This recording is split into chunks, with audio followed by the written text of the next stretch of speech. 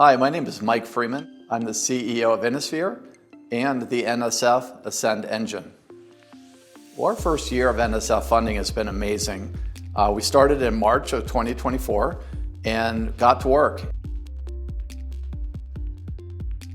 We're just on the front end of this. So you think about the technology that can be developed between the two states. The first and foremost, help our region, and secondly, help the nation. I can't think of a better place than Colorado and Wyoming to really showcase what is going to take our world forward.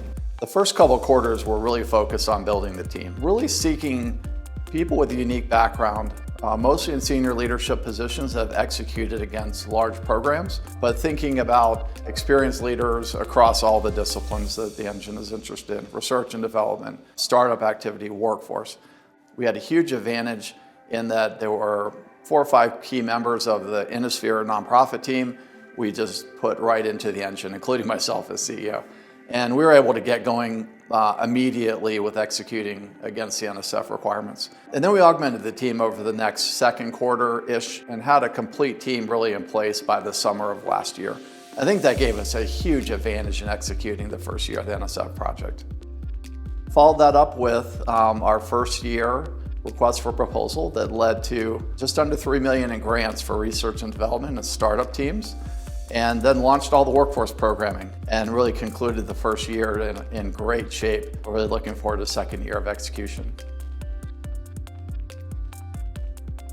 Ecosystem building is a very important aspect of all engines. Building and scaling the region's capability for growth in the technology areas and the workforce areas that you're interested in. Each engine has a responsibility also to focus on specific technologies.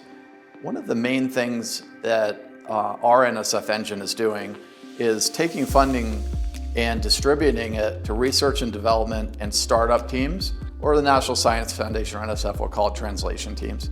And we really prioritized in the first year designing and executing a fair request for proposal process for people to apply for funding. So the Ascend engine was really excited to award 8 projects, research and development and translation, in year 1. So we're really excited. This is a pillar program of our engine, and we're just about to award the second year's funding through the RFP process. We as NSF have been doing support for climate companies for 26 years. So we had in place both the programming and the resources, the people resources, that can immediately engage and help. We're moving very quickly, so we're pretty excited about this. We anticipate building numbers of climate resilient companies here in Colorado and Wyoming. They're going to provide lots of good, technical, high quality jobs, and they're going to improve the environment. Hi, I'm Rowdy Yates. I'm the CEO and founder of High Plains Biochar based in Laramie, Wyoming and LaPorte, Colorado. We're a carbon removal company, and we work anywhere that carbon needs to be removed. We have a variety of technologies that do so, and that's kind of our goal as a company: empowering people, removing carbon, and making a difference in the world. We felt like our technologies were a perfect fit for the program, and then when we saw that the engine had been funded and that there was opportunities to be a part of that, we knew immediately that we wanted to get involved, and so far it seems like it's been a great fit. So right now we are expanding this project across Colorado and Wyoming. Currently we have about 8 employees working here. We have several in Texas, Colorado, and in Wyoming. We're getting ready to expand into a larger facility in LaPorte, Colorado. We're really excited about having some real space, hiring some additional engineers, additional fabrication people to help put all these together. So we anticipate we're probably going to hire between 5 and 10 people in the next year. And that's kind of how this has evolved with the Colorado-Wyoming engine: expand the project, expand this across 2 states, make several technologies available for these producers to empower people. That's really what our goal is as a company, is to empower people with technologies to actually make a difference. My name is Virginia Iglesias. I'm a research scientist at the University of Colorado in Boulder, and I'm also the interim director of Earth Lab, which is a data synthesis center also at CU Boulder. We are trying to find solutions to the problem of fire and fire risk. So what we hope to achieve with this project is to reduce the vulnerability of the built environment. When we think about the built environment, what are the characteristics of our neighborhoods that are going to favor the spread of fire? The problem of fire in the wildland-urban interface is relatively new. So there are not much data. What we are trying to do with our project is create a data set that allows us to tackle this problem of vulnerability. So what we're hoping to do is to get our results to policymakers and to managers so that they can help define policies that reduce the vulnerability of our homes.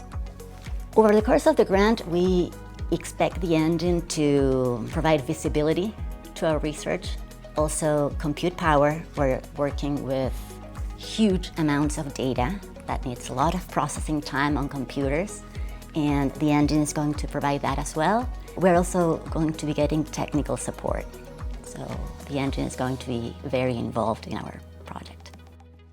My name's Sam Malloy, and I'm the R&D director for the Ascend engine. So Ascend is our investment thesis. It's the framework that really underpins the entire engine. Ascend is an acronym. It stands for Advanced Sensing and Computation for Environmental Decision Making. There's 3 layers to this Ascend framework. We call them technical areas. At the base layer, this is the advanced sensing component of the engine. This ecosystem around the Ascend engine has unparalleled capabilities in advanced sensing in multiple areas, including satellite-based remote sensing, optical frequency combs, biorepositories. And we're also at a moment in time where increases in computational scale and efficiency have enabled the translation of those environmental data coming from those sensors into actionable decision support. The second layer then is the computation, and that is how we translate the data into actionable insight. We have incredible partners in our engine, like NVIDIA, which come in and help our teams at universities and at national labs transform those data through advanced cutting-edge computational methods. That's really the unlock between this data layer and then the decision support layer. And then technical area 3 is decision support. And that's really how we channel this Ascend framework toward multiple use cases. And the core use cases that we're focused on in the engine are water quality and availability, soil health, wildfire preparedness and response, and air quality. And so these are ultimately, some of the highest priority challenges in this region of service. And so the Ascend framework is all about channeling this stack of technical capabilities toward addressing really important challenges in those 4 core use case areas. The final aspects of building out an engine have to do with an available workforce that's qualified for the industry you're building. And so in our case, around advanced computation, software, decision support, and then lastly, as with all federal funding, looking to really engage the whole region. So what does that mean? In our case, 2 states, giant states. And so we're starting the process, I would say, of really engaging outside of the urban areas and also with tribal nations. The Workforce Development Program at the Engine is focused primarily on 3 key activities: workforce framework, a work-based learning and career development program, and talent matching. The key pieces to that are developing a workforce that's future-proof in our areas of interest at the Engine. So our NSF project is broken down into fiscal years. We've executed the first year of operations, and we think we hit some really important milestones, creating economic impact, supporting research and development and startup teams, and starting to train the workforce of the future. That feels great. Year 2 is a lot of fun because we built the foundation already for success. So now we can start speeding some things up. Our workforce programming, for example, really taking off across both states. Also, the research and development and translation teams that we funded in year 1 are starting to see some success. So they're achieving milestones, showing technical progress. Companies are raising money that have already started up. So we're going to see more of that.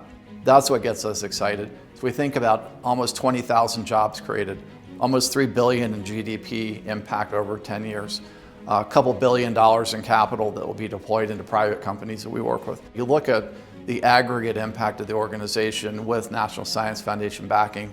This is why you run an engine. This is what you get excited about. And frankly, I'm excited for our region.